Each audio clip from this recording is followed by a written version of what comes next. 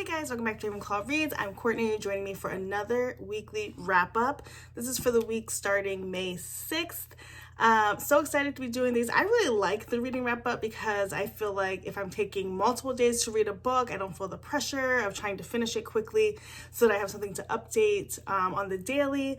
So make sure you're tuning into these on Sunday, checking out my shorts every day. And then I always try to throw another video in during the middle of the week. So this week I read 5 books, and when I counted them up, I was like, that's impossible because I don't remember doing that many, and it was a busy week per usual, but I guess we did. So let's start off with the first book that I read. So again, I am participating in Middle Grade May, so some of these are middle grade books, and that helps things go fast, sort of. I mean, some of the middle grade books are longer. So the first book I picked up and read was Powerless. This is the novella in between, this is Powerful. This is the novella between Powerless and Reckless. And I gave this book 4 stars. And so this book sort of follows, it does follow Adina, who is Peyton's friend in the first Powerless book. So in that book, we meet them as sort of like BFFs, both in this life of crime, sort of like stealing and sort of having each other's back. And it kind of reminded me of Julia Roberts and her friend, was it Kit or whatever, in Pretty Woman, where they're kind of like in this thing together and then one goes off and the other one is kind of stuck. So as we know in Powerless, if you read it, Peyton is off. She's trying to compete as an elite in this competition within like the palace, and Adina is sort of left behind. Well, Adina continues in this book on her journey, and it kind of follows Powerless, but she does meet a man who is also trying to get to the palace, and he's trying to get to the palace to save somebody, and he figures since Adina wants probably to save Peyton, they should team up, and they do that, but then things happen, and so it doesn't turn out as expected. And I do read novellas, especially if they're in a series, so I was really excited to read this, but I was very, very surprised at the ending. So I'm not going to spoil it here, but I highly recommend this book if you are deep into the series. Number one, it helped me like get reacquainted to the series, especially as Reckless gets ready to come out in the summer. And second, it was like really good. It's not that long. It is like a little bit over maybe 250 pages. I had it on the Kindle and the physical copy, but honestly just ended up reading it on the Kindle. But I wanted the physical copy for my bookshelf. And this is the Barnes & Noble copy. There's nothing really special about the inside or outside of it. And I don't know what makes it special. Maybe it's a little, there's a preview of Reckless in here.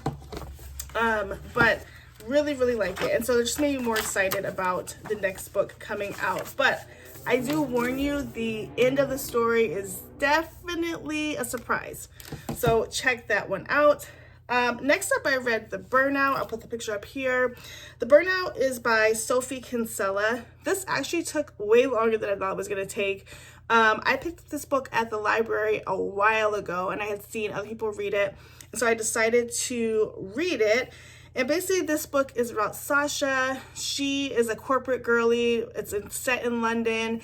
And like many of us in that sort of corporate world, she's being burnt out, right? She's having to take on extra people's jobs. She's taking on extra duties. People are quitting left and right, and things just getting piled on her plate more and more. And so she decides she's just going to walk away and one day just quit. She kind of comes to her senses with some intervention and is given a 3-week holiday to sort of like reset, get her mind right, and then come on back to work. So she goes to this island that's supposed to, well, not island, but like this resort that's supposed to be very well kept and like something she went to when she was younger. And she gets there and it's not like that at all. It has pretty much been run down, and it's her and this guy that are there. What's his name? Finn. And they're both sort of taking a break from their lives. Finn is there maybe not by choice, and Sasha is there by choice, and they are definitely not presenting themselves authentically at the beginning, and so they really don't like each other, but they keep having to run into each other because it's like just them in this little place. So eventually they do get to know each other, become friends. It is a romance / literary fiction, so you can assume how that might end.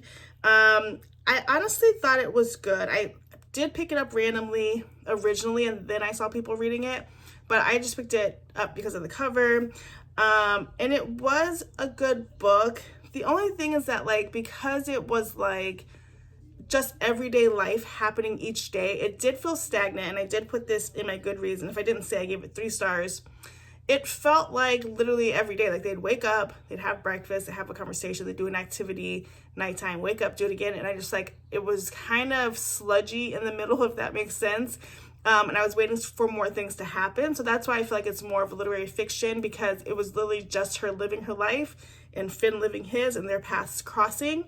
But it was a good commentary on just general burnout, how the majority of us feel at some point or another in our career lives, and how to sort of prioritize your own mental health and just your own joy, even though you're doing other people's work. So that was pretty good. Then I honestly was like racing through the burnout once it got to the beginning of the week, because I was waiting anxiously for The Summer Will Be Different by Carly Fortune. This is her 3rd book that I've read. So we had, what was it, Every Summer After Meet Me at the Lake, and now This Summer Will Be Different. And so I was super excited. Now, most people liked Every Summer After because it's sort of like Love in Other Words. And then there was mixed reviews of Meet Me at the Lake. I actually liked it. I didn't have a problem with it, but it wasn't my favorite. Then I read this one, and this is so good. It's like she's back to her original formula.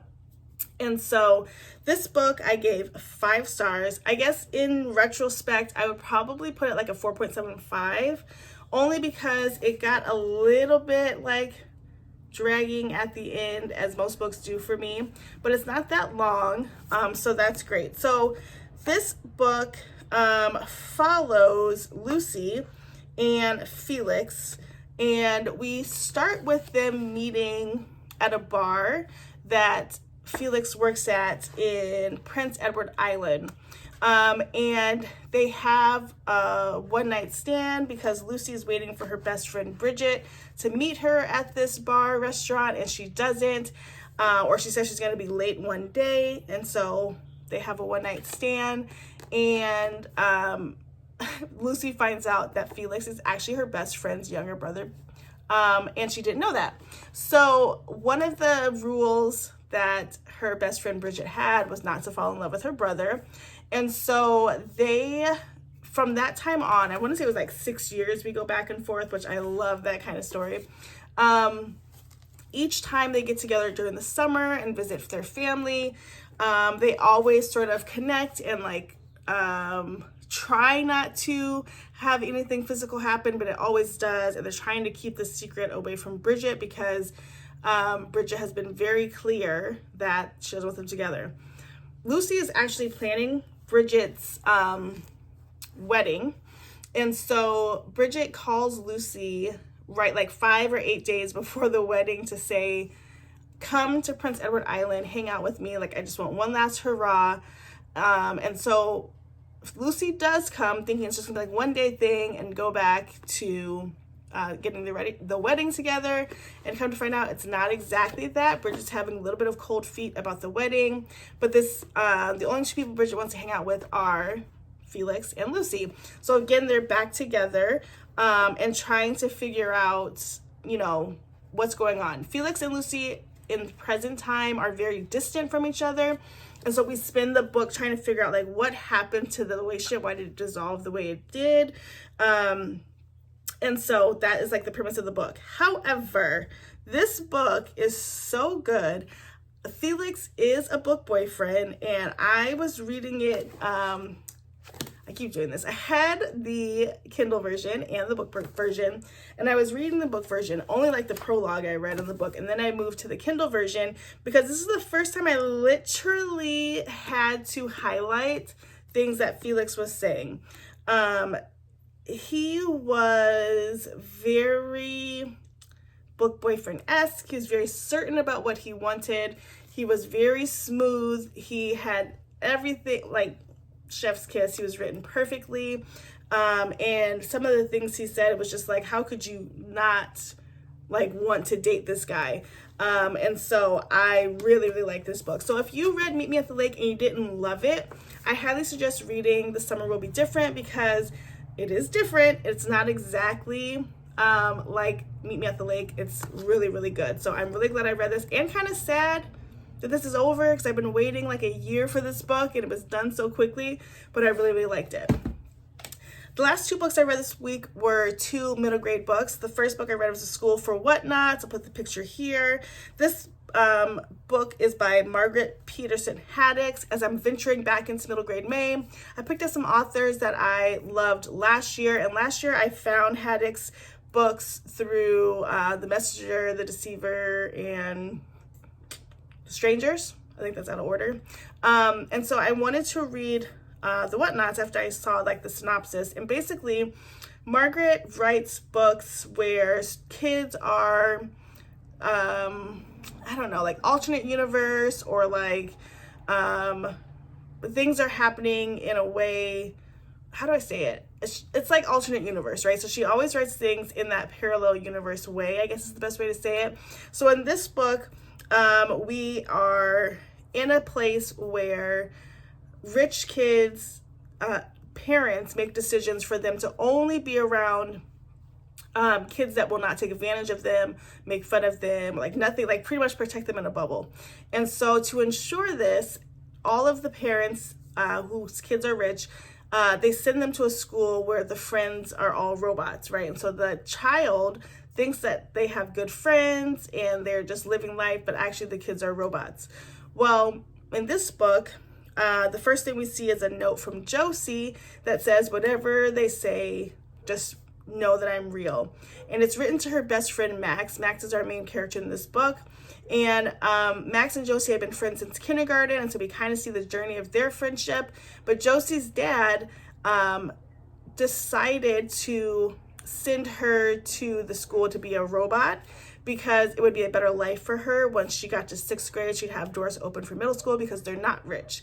So once 6th grade comes, at the end of 5th grade, and the transition comes, Josie comes up missing because she's no longer a part of that world. And so Max is trying to figure out what's going on while his parents are trying to tell him that everybody's a robot and Josie's not real. So it was not my favorite, although it sounds interesting the way I'm saying it, like out loud repeating it. I did not love it. So I ended up giving this 2 stars. It just didn't hit. I didn't like the way it was written.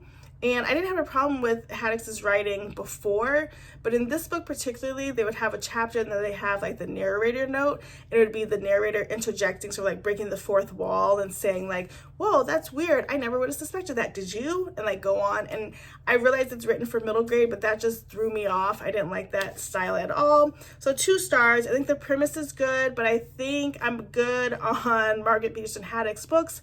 I see her genre and I'm clear on it. I'm going to move on.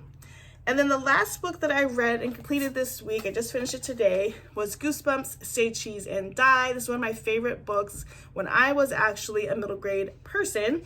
And these Goosebumps books I picked up again last year during middle grade May, and I forgot how much I love Goosebumps. I remember as a kid reading these in like one sitting, just devouring them.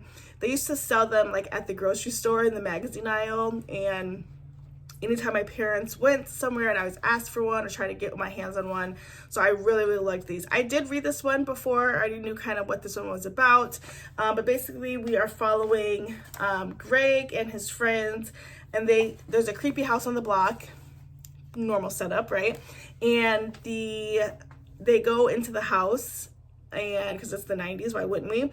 And they find an old camera, and every time they take a picture with the camera, the image is different. It's really like a prediction. So for instance, Greg's family gets a new car, and the picture's taken, and then when it's developed, it's like a Polaroid, when it's developed, the car is totaled, like it's been in an accident. It hasn't yet, but then that does happen later on. So Greg really doesn't want people to take pictures with it because it's predicting the future and people are getting hurt and injured. And so they're on the quest to like destroy this camera. I thought it was cute. I mean, it is what it is. It's a 100-page book basically, and it's R.L. Stine. You can't go wrong. Really cute. And I highly recommend. I did give it 4 stars, I believe. Yeah, I gave it 4 stars. Like I said, I just read and finished that today in one sitting. So those are the books that I read this week. Let me tell you what I'm reading right now. I took the cover off because I always take the dust jacket off, but I'm reading Paradise Problem by Christina Lauren.